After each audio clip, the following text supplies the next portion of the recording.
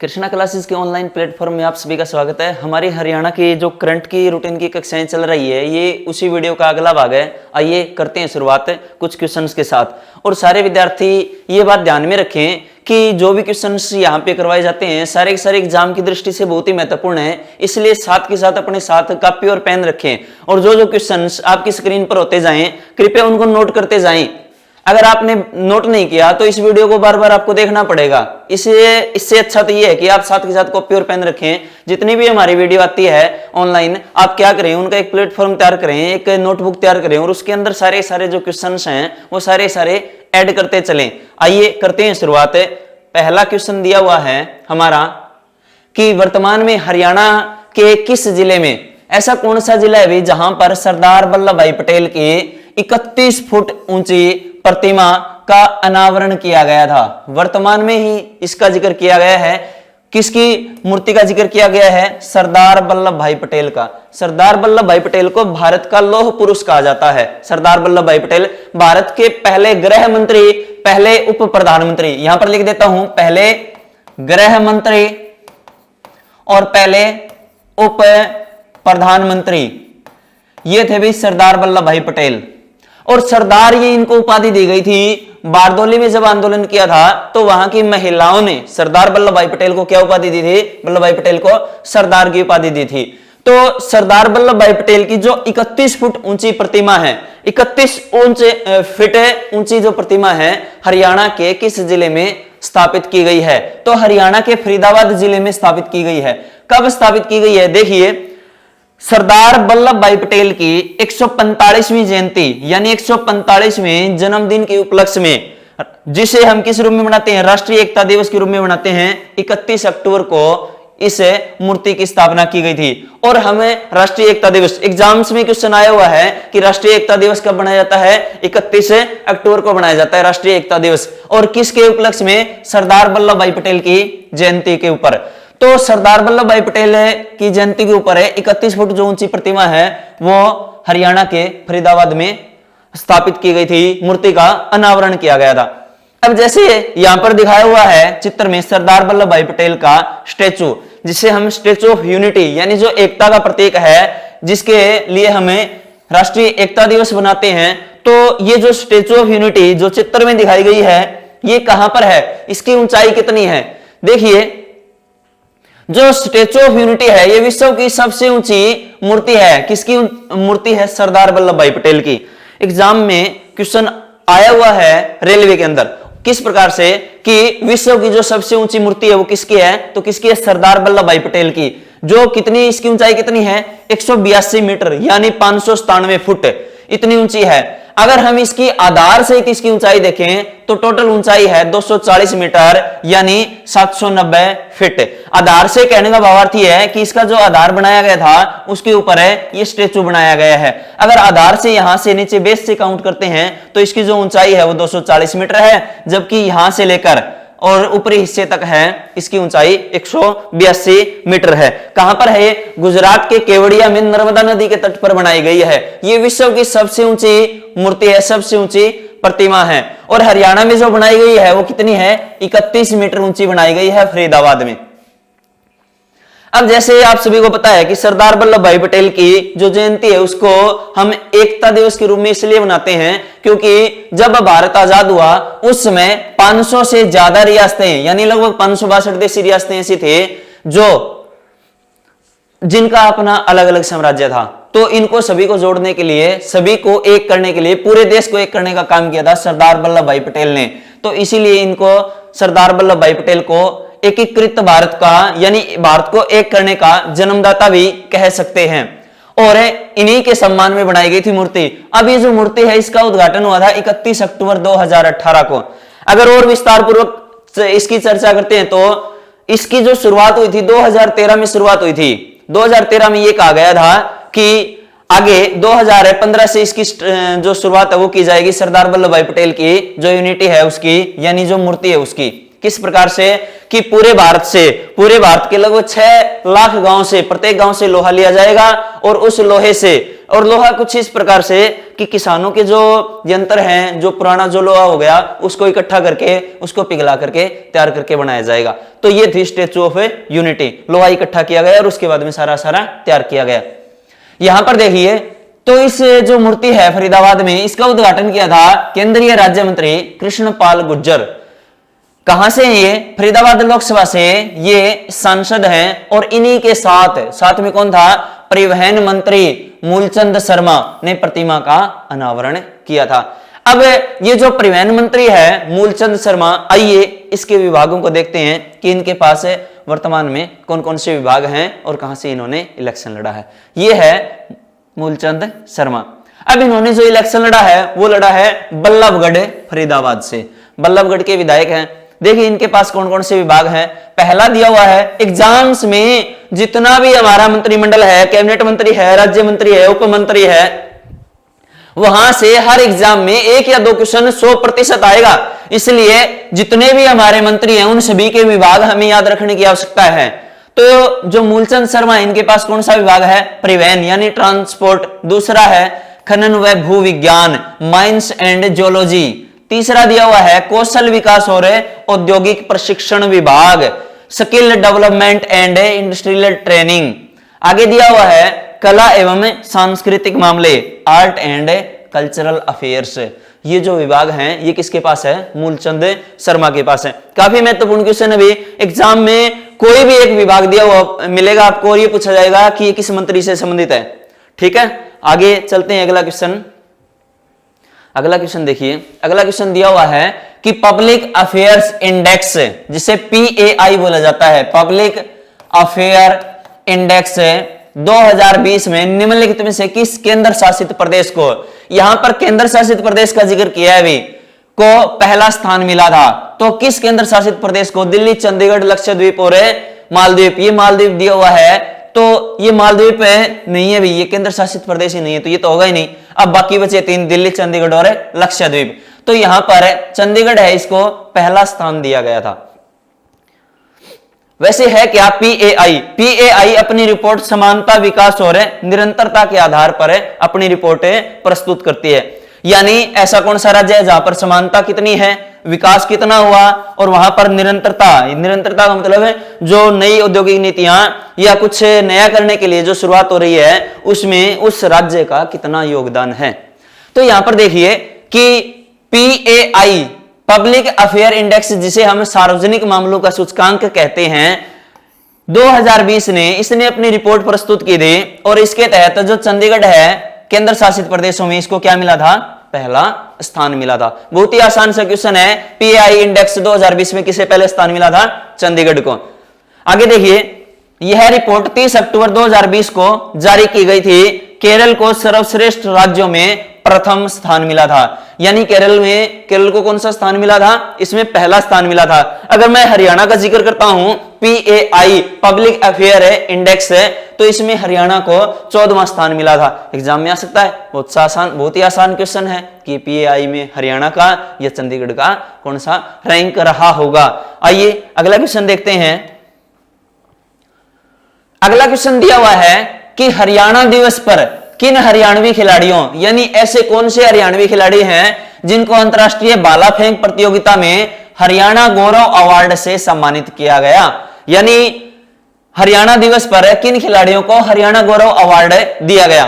तो हमारे जो ऑप्शंस हैं, पहला है नीरज चोपड़ा, फिर मनु भाकर, सी है A व B दोनों, और फिर D दिया हुआ है मनोज कुमार व अमित पंघाल। तो यहां पर हरियाणा गौरव अवार्ड जो 2020 में मिला है वो नीरज चोपड़ा और मनु भाकर दोनों को मिला है। अब ये जो अवार्ड है हरियाणा गौरव अवार्ड, ये देता कौन है? आइए देखते हैं इसके बारे में। हरियाणा दिवस के पर ब्रिटेन यानी यूके के अंदर क्या बनाया गया है? क्लब बनाया गया है, जिस क्लब का नाम क्या है? हरियाणा इन यूके एसोसिएशन में अंतरराष्ट्रीय भाला फेंक प्रतियोगिता में नीरज चोपड़ा और शूटर मनु भाकर को हरियाणा गौरव अवार्ड से सम्मानित किया गया।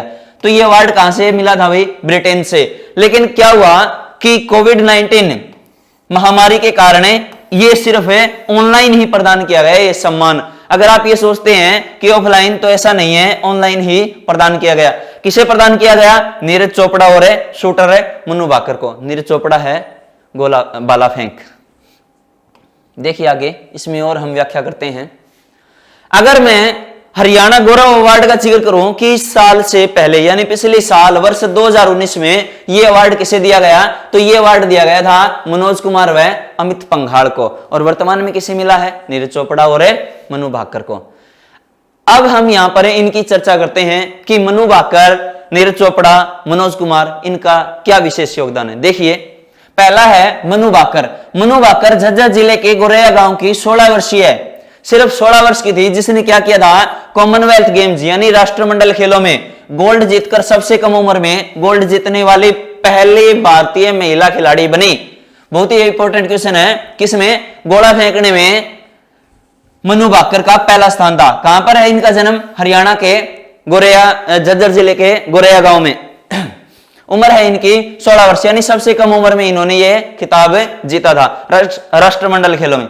राष्ट्रमंडल खेलों का मैंने बताया था कि राष्ट्रमंडल खेलों में सिर्फ वो देश शामिल होते हैं जो अंग्रेजों के अधीन रहे थे। सिर्फ इसका अपवाद है एक मोंजेबिक। मोंजेबिक एक ऐसा देश है जो अंग्रेजों के अधीन नहीं रहा, लेकिन फिर भी राष्ट्रमंडल का सदस्य है।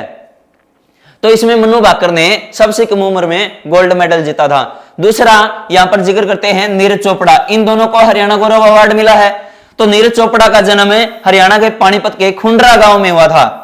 एग्जाम्स में क्वेश्चन पूछे जाने लगे हैं आजकल कि इनका जन्म हरियाणा के किस जिले के किस गांव में हुआ, या इस गांव का संबंध निम्नलिखित में से किस खिलाड़ियों से है। काफी महत्वपूर्ण है, इसलिए हमें याद रखने की आवश्यकता है कि नीरज चोपड़ा का जो जन्म है वो कहां पर हुआ था? पानीपत के खुंडरा में। और 2018 में 18वें एशियन गेम्स में जेवलिन थ्रो में इन्होंने क्या किया था? स्वर्ण पदक जीता था। एशियन गेम्स, एशियन खेलों में 18वें एशियन गेम्स। एशियन गेम्स के बारे में मैंने आपको बताया था कि एशियन गेम्स है उसमें जो स्वर्ण पदक विजेता है उस खिलाड़ी को कितने रुपए राशि मिलती है? 3 करोड़ रुपए, रजत को 1.5 करोड़ रुपए, और जो कांस्य पदक विजेता है उसको 75 लाख रुपए, और प्रतिभागी को 7.5 लाख रुपए की राशि मिलती है। गोल्ड जीतने वाले कितने? 3 करोड़ रुपए, लिख देता हूं मैं। दूसरा ब्रॉन्ज, दूसरा सिल्वर और तीसरा ब्रॉन्ज। सिल्वर जीतने वाले को 1.5 करोड़ रुपए की राशि मिलती है, और ब्रॉन्ज यानी कांसा जीतने वाले को कितनी? 75 लाख रुपए राशि मिलती है। और प्रतिभागी को कितने रुपए राशि दी जाएगी? प्रतिभागी को 7.5 लाख रुपए की राशि दी जाती है एशियन गेम्स में। आगे देखिए मनोज कुमार, ये यहां पर दिया हुआ है कि मनोज कुमार और अमित पंघाल, इन दोनों को पिछले साल हरियाणा गौरव अवार्ड मिला था। तो मनोज कुमार का देखिए, मनोज कुमार का संबंध भिवानी से है भाई, मुक्केबाजी से। और कॉमनवेल्थ गेम 2010 में 64 किलोग्राम में कल्टागेडिया श्रेणी में इन्होंने कौन सा पदक जीता था? स्वर्ण पदक जीता था मनोज कुमार ने। अब हमारा लास्ट रहता है अमित पंघाल। हमारा क्या रहता है लास्ट में? अमित पंघाल। अमित पंघाल का देखिए, अमित पंघाल का संबंध मायना गांव रोहतक से, यानी रोहतक से संबंध रखते हैं भी अमित पंघाल। और 2021 में टोक्यो में आयोजित होने वाले ओलंपिक खेलों में अमित भाग लेंगे। यानी वर्ष 2021 में जो आधुनिक ओलंपिक खेल होंगे अगले सत्र के, उसमें भाग लेंगे अमित पंघाल। और इससे पहले इन्होंने 2018 में गोल्ड मेडल जीता था कॉमनवेल्थ गेम्स में, और अर्जुन पुरस्कार जीता था 2018 में। अब देखिए कि जैसे हम खेलों का जिक्र कर रहे हैं वर्तमान में, तो खेलों के जो हरियाणा में जो खेल मंत्री है वो कौन है? वर्तमान में हरियाणा में खेल मंत्री कौन है? सरदार संदीप सिंह। कहां से विधायक हैं ये? पेहोवा से, पेहोवा कुरुक्षेत्र से। और मैंने आपको बताया था कि कुरुक्षेत्र के नाम से कोई भी विधानसभा सीट नहीं है, जबकि थानेसर के नाम से विधानसभा सीट है। कुरुक्षेत्र के नाम से लोकसभा सीट है या नहीं, कमेंट में बताइएगा। आपका क्वेश्चन है कि कुरुक्षेत्र के नाम से लोकसभा सीट है या नहीं। आगे देखिए, जो सरदार संदीप सिंह है इनके पास कौन कौन से विभाग हैं? तो इनके पास विभाग हैं खेल एवं युवा मामले, स्पोर्ट्स एंड यूथ अफेयर्स। दूसरा है प्रकाशन एवं मुद्रण, प्रिंटिंग एंड स्टेशनरी। ये इनके पास है महत्वपूर्ण विभाग हैं। आइए अगला क्वेश्चन करते हैं।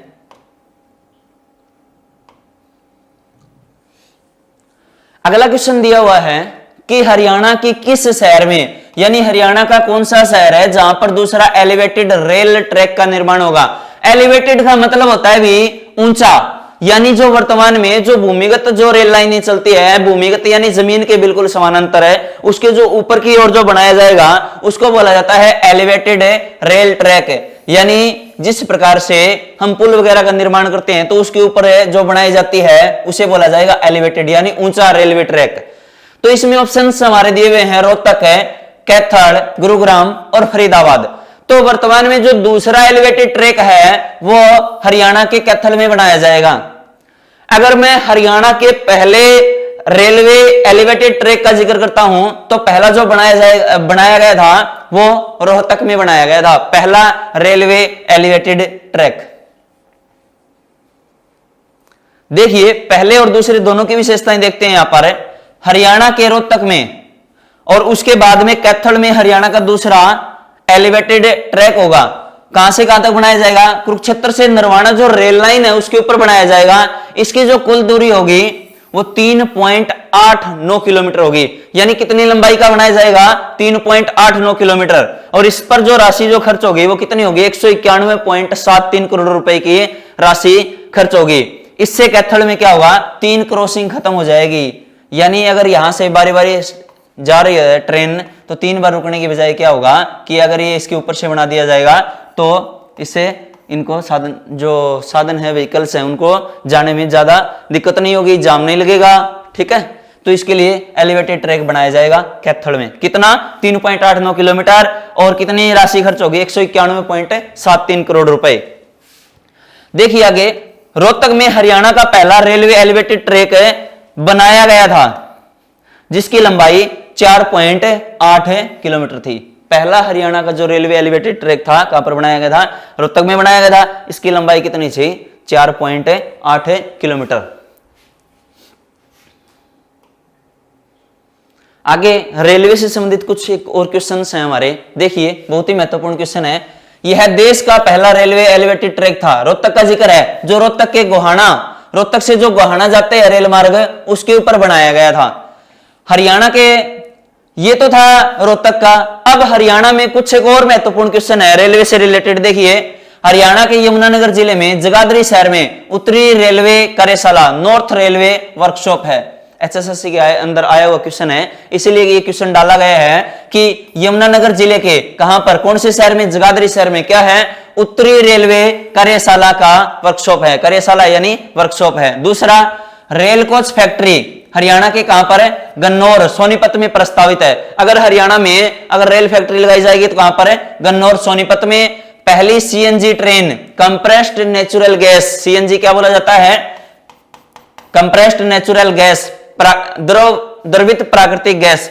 ये 13 जनवरी 2015 को रेवाड़ी से रोहतक के बीच में चली थी। एग्जाम में आया हुआ क्वेश्चन है, अभी एचएसएससी ने पूछा हुआ क्वेश्चन है कि पहली एलपीजी ट्रेन कहां से कहां तक चली थी? रेवाड़ी से रोहतक के मध्य चली थी। और रेवाड़ी है वो हरियाणा का सबसे बड़ा रेलवे जंक्शन है। जितनी भी ज्यादा ट्रेनें हैं उनकी संख्या कहां पर है? रेवाड़ी में।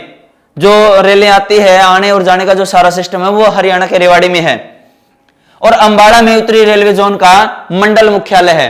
उत्तरी जोन का मंडल मुख्यालय कहने का भावार्थ है जो उत्तरी रेलवे है वो अंबाला में है। वैसे रेलवे में वर्तमान में 18 जोन है, जिसमें से हरियाणा में अंबाला में पड़ता है एकमात्र जोन उत्तरी रेलवे। आगे देखिए, हरियाणा में निजी क्षेत्र में देश की पहली रेल परियोजना गुरुग्राम में स्थापित की गई थी। यानी जो निजी क्षेत्र की अगर रेलों की शुरुआत की गई थी वो हरियाणा में सबसे पहले कहां की गई थी? गुरुग्राम में। और हिसार जिले में रेलवे का शिपिंग यार्ड बन रहा है। एग्जाम्स में क्वेश्चन आ सकता है भी कि शिपिंग यार्ड का निर्माण हरियाणा के निम्नलिखित किस जिले में होगा? तो शिपिंग यार्ड का निर्माण हरियाणा के हिसार जिले में होगा। बन रहा है भी अभी लेटेस्ट। देखिए क्वेश्चन, वर्तमान में हरियाणा सरकार ने कितने कानून हैं जहां से पंजाब का नाम हटाने का रास्ता साफ कर दिया है? रास्ता साफ करने का मतलब यह है कि अब इन कानूनों के साथ पंजाब का नाम नहीं बोला जाएगा। भाई ऐसे कितने कानून हैं जहां पर पंजाब का नाम हटा दिया गया है? कहते हैं ना कि Punjab and Haryana high court act इतना, अधिनियम इतना, तो वो हटा दिया है। अब सिर्फ क्या आएगा कि उसका नाम सिर्फ हरियाणा से ही रिलेटेड आएगा। तो हमारे जो ऑप्शंस हैं वो है 123, 143, 151 और 163। तो ऐसे 163 कानून हैं जहां से पंजाब का नाम हटा दिया है। देखिए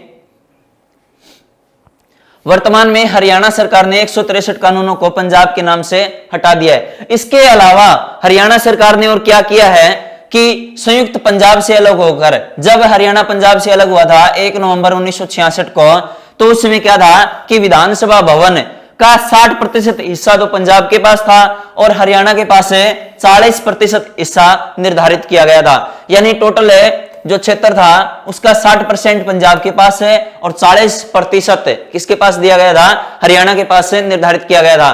परंतु जब हरियाणा बना 1 नवंबर 1966 को, तो उसमें विधानसभा के सदस्यों की संख्या 54 थी, 54 थी, 54। लेकिन वर्तमान में विधानसभा के सदस्यों की संख्या कितनी, वर्तमान में विधानसभा के सदस्यों की संख्या 90 हो गई। तो क्या था कि जो विधानसभा भवन था उसका ज्यादातर भाग यानी ज्यादातर हिस्सा किसके पास रह गया, पंजाब के पास, क्योंकि हमारे पास था वो 54 विधानसभा के सदस्य थे, हमें इतनी आवश्यकता नहीं थी, इसलिए पंजाब ने अपने पास रख लिया। तो हरियाणा सरकार ने ये कानून पास किया है, इसके तहत हमें हमारा हक मिलना चाहिए। कितना, देखिए अभी तक हरियाणा के पास मात्र ही 27% भाग है, यानी 40 में से कितना, 27% भाग है। अभी भी 13% भाग है किसके पास है, पंजाब के पास है। तो वर्तमान में हरियाणा सरकार अपने हिस्से के 20 कमरे जो पंजाब के पास है वापस लेने की मांग कर रही है। और जो पंजाब के नाम से जो कानून थे 163 प्रकार के, उन्हें हटा दिया गया है। देखिए अगला, अब ये जो मांग की थी ये हरियाणा के विधानसभा के स्पीकर ज्ञानचंद गुप्ता ने की थी। किसने मांग की थी, ज्ञानचंद गुप्ता ने। 14वीं विधानसभा के स्पीकर श्री ज्ञानचंद गुप्ता जी पंचकूला विधानसभा क्षेत्र से निर्वाचित हैं, यानी इनकी सीट कौन सी है, पंचकूला से चुने गए हैं। और 13वीं विधानसभा के दौरान ज्ञानचंद गुप्ता हरियाणा के लोक लेखा समिति के अध्यक्ष थे। PAC पब्लिक अकाउंट कमेटी, लोक लेखा समिति के अध्यक्ष थे। यहां पर जिक्र किया हुआ है विधानसभा के स्पीकर यानी विधानसभा के अध्यक्ष का। वर्तमान में विधानसभा के अध्यक्ष कौन है, श्री रणबीर गंगवा जी। आगे देखिए अगला हमारा क्वेश्चन है, देखिए अगला क्वेश्चन है हमारा, अमेरिकी राजदूत जिनका नाम है कनस्तर हाल ही में हरियाणा के किस स्थान का दौरा करेंगे। तो हमारे ऑप्शंस दिए हुए हैं, पहला है राखीगढ़ी, दूसरा है ज्योतिसर सरोवर कुरुक्षेत्र, तीसरा गुरुग्राम, चौथा है कालका शिमला हेरिटेज रेल ट्रैक। तो यहाँ पर हमारे 4 ऑप्शंस दिए हुए हैं। जैसे मैं आपको बता देता हूं कि वर्तमान में राखीगढ़ी जो हड़प्पा सभ्यता का स्थल है, यहाँ पर पूना का जो कॉलेज है वहां के प्रोफेसर वसंत सिंधे ने दौरा किया है। वर्तमान में अभी हरियाणा दिवस के उपलक्ष्य में ही ज्योतिसर सरोवर कुरुक्षेत्र में और गुरुग्राम में यहाँ पर किसी ने कोई दौरा नहीं किया है। लेकिन अगर अमेरिका के राजदूत का अगर जिक्र आता है तो अमेरिका के राजदूत ने कहां पर, किस स्थान पे दौरा किया है, कालका शिमला हेरिटेज रेल ट्रैक, यहां पर दौरा किया है। देखिए क्या है कालका शिमला हेरिटेज रेल ट्रैक। ये जो कालका शिमला नैरोगेज रेल लाइन है, नैरोगेज रेल लाइन, रेल जो प्रारंभ में जो रेल की जो श्रेणियां थी वो 3 प्रकार की रेल लाइनें थी। तो नैरोगेज सबसे जो छोटी लाइन थी वो थी, पर अमेरिकी राजदूत केनेथ आई जस्टर ये क्या करेंगे, यहां का दौरा करेंगे, यहां पर दौरा करेंगे केनेथ आई जस्टर अमेरिकी राजदूत। और कुल कितनी दूरी करेंगे, कुल 22 किलोमीटर की दूरी तय करेंगे। कहां से कहां तक है, शिमला से लेकर कैथली घाट तक टोटल 22 किलोमीटर की दूरी तय करेंगे। देखिए कालका से शिमला रेल ट्रैक का निर्माण 1898 में शुरू हुआ था। HSSC के द्वारा पूछा हुआ क्वेश्चन है कि ऐसा कौन सा ट्रैक था जिसकी शुरुआत 1898 में हुई थी। तो कालका शिमला रेलवे ट्रैक था, इसका जो निर्माण हुआ था 1898 में हुआ था। लेकिन जो इसकी जो पहली जो ट्रेन दौड़ी थी वो 9 नवंबर 1903 को पहली ट्रेन दौड़ी थी। एग्जाम्स में क्वेश्चन आया हुआ है कि कालका शिमला रेलवे ट्रैक का निर्माण कब हुआ था, 1898 में, और पहली ट्रैक पर ट्रेन कब दौड़ी थी, 1903 में। क्या इसको विरासत सूची में शामिल किया गया है या नहीं। देखिए आगे कालका व शिमला के मध्य 18 स्टेशन हैं। आगे इसमें दिया हुआ है सन 2008 में कालका शिमला रेल ट्रैक को यूनेस्को की विश्व धरोहर की श्रेणी में डाल दिया गया था। HSSC के द्वारा कम से कम 4 से 5 बार पूछा हुआ महत्वपूर्ण क्वेश्चन है कि कालका शिमला रेल ट्रैक को यूनेस्को की विश्व धरोहर सूची में कब डाला गया था, तो 2008 में डाल दिया गया था। आगे देखिए, यहां पर जो कालका व शिमला के मध्य जो रेलवे स्टेशन है जितने भी, उनकी संख्या 18 है। तो यहां पर कुछ एक बॉलीवुड फिल्में भी बनी हैं। इनमें से आइए देखते हैं कौन कौन सी फिल्में हैं। बॉलीवुड की सुपरहिट फिल्म में जो 1974 में बनी थी, फिल्म का नाम है दोस्त, और इसका जो गाना है गाड़ी बुला रही है। गाना कौन सा है? गाड़ी बुला रही है। इसकी जो शूटिंग हुई थी ये भी कालका शिमला रेल ट्रैक यहीं पर हुई थी और इसी मार्ग पर फिल्माया गया है, यानी इसी मार्ग पर यह गीत गाया गया है, गाड़ी बुला रही है। दूसरा आगे देखिए, इसके अलावा ऑल इज वेल फिल्म, जब वी मेट, सनम रे और रमैया वस्तावैया जैसी फिल्मों की शूटिंग भी कहां पर हो चुकी है? अंबाड़ा, कालका और शिमला रेल ट्रैक पे, रेल मार्ग पे। तो ये हमारे आज के कुछ क्वेश्चंस थे। लेकिन जैसे मैंने आपको कल एक क्वेश्चंस पूछा था कि ऐसे हरियाणा के और कौन से पर्वतारोही है, जैसे कल हमने जिक्र किया था अनीता कुंडू का जिक्र किया था, उसके अलावा संतोष यादव का जिक्र किया था, और जो बाकी मैंने आपसे पूछा था तो वो कौन कौन से ऐसे खिलाड़ी हैं। तो आइए उनकी चर्चा करते हैं जो हरियाणा से संबंध रखते हैं और उन्होंने माउंट एवरेस्ट को फतेह किया है।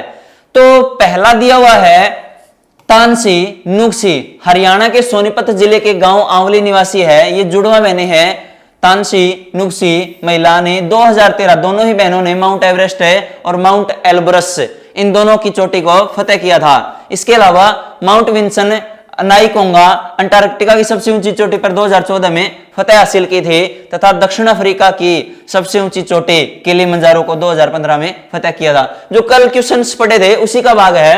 भाई एग्जाम्स में पूछा जा सकता है, जरूरी नहीं कि संतोष यादव रेवाड़ी का ही पूछे या अनीता कुंडू का पूछे या रोहतास खलेरी का पूछे, हो सकता है यहां से भी पूछ लिया जाए कि तानसी नुक्सी का संबंध कहां से? सोनीपत जिले के आंवली गांव से, और इन्होंने कौन कौन सी चोटियों को कब कब फतेह किया था। तो ये आपके स्क्रीन के ऊपर दिखाया हुआ है कि 2013 में माउंट एवरेस्ट और माउंट एल्ब्रस और माउंट विंसन अनाइकोंगा अंटार्कटिका की चोटी पर 2014 में फतेह किया था, और दक्षिण अफ्रीका की सबसे ऊंची चोटी किलिमंजारो पर 2015 में फतेह किया था। आगे देखिए, ममता सौदा, इनका संबंध कैथल से भी। कैथल निवासी ममता सौदा 2010 में माउंट एवरेस्ट पे, माउंट एल्ब्रस में 2012 में फतेह किया था। 2014 में ममता सौदा को पद्मश्री पुरस्कार से सम्मानित किया गया था। इसके अलावा आगे दिया हुआ है दिया बजाज व अजीत बजाज, ये भी दो हैं, कहां से? गुरुग्राम के निवासी हैं। पद्मश्री अवार्ड से मिला है इन्हें। अजीत बजाज तथा उनकी पुत्री दिया बजाज पहले ही प्रयास में एक साथ माउंट एवरेस्ट फतेह किया था 2018 में। आगे देखिए, कुछ एक और पर्वतारोही है जिनका हम जिक्र करते हैं। दिया हुआ है, पहला है विकास राणा। विकास राणा का संबंध जींद जिले के सुदकन खुर्द गांव से है, और महिला पर्वतारोही विकास राणा, पर्वतारोही विकास राणा ने 2019 में माउंट एल्ब्रस को फतेह किया था। आगे देखिए, कपिल ठाकुर सोनीपत जिले के गोहाना कस्बे में हैं भाई। हरियाणा पुलिस के SI अलग अंदाज में माउंट एवरेस्ट पे फतेह किया था। माउंट एवरेस्ट के सबसे पहले वह दूसरे देश की राजधानी तक साइकिल पर गए, यानी यहां से नेपाल तक साइकिल पर गए, और वतन की वापसी भी साइकिल से की, और फिर क्या किया था इन्होंने? माउंट एवरेस्ट की चढ़ाई की थी। तो वहां तो हमने माउंट एवरेस्ट की कुछ क्वेश्चंस पढ़े थे। ये उनके अलावा कुछ एक महत्वपूर्ण क्वेश्चन है, जैसे पूछा जाएगा कि ऐसा कौन सा पर्वतारोही था जो साइकिल के माध्यम से एक देश की राजधानी से दूसरे देश की राजधानी पर गया था। तो ये है कपिल ठाकुर, सोनीपत के गोहाना कस्बे से इनका संबंध है। आगे देखिए, रवि ठाकुर, इनका संबंध भी सोनीपत जिले के तारानगर गांव से है। तारानगर निवासी थे। 16 मई 2019 को माउंट एवरेस्ट पर तिरंगा तो इन्होंने फहरा दिया था, लेकिन लौटते वक्त दुर्घटनाग्रस्त होकर इनकी मृत्यु हो गई। एग्जाम में क्वेश्चन आ सकता है कुछ इस प्रकार से कि निम्नलिखित पर्वतारोहियों में से ऐसा कौन सा है जो वापस उतरते वक्त जिनका देहांत हो गया, दुर्घटनाग्रस्त हो गए? तो कौन है? रवि ठाकुर। हमारा अगला देखिए, लास्ट है शोभा बनवाला। कैथल जिले के करोड़ा गांव के निवासी शोभा बनवाला ने 2018 में दक्षिण अफ्रीका की सबसे ऊंची चोटी को फतेह किया था। तो ये हमारे कुछ पर्वतारोही थे। तो आज के लिए इतना ही, मिलते हैं नेक्स्ट वीडियो में। Thank you.